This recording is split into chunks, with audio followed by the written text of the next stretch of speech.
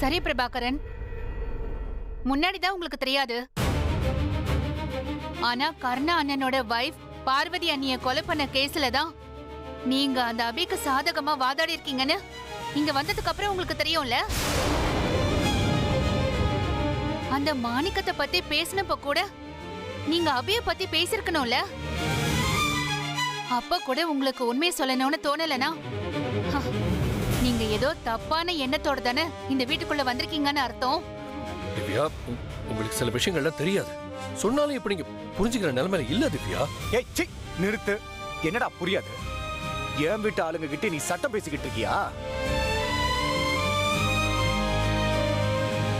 உன்னை நல்லவன்னு நம்பினே தம்பி. ஏன்பா இப்படி செஞ்ச? அந்த கொலைகாரிக்கு போய் ஏத்துக்கிட்டு வாதாடி இருக்க.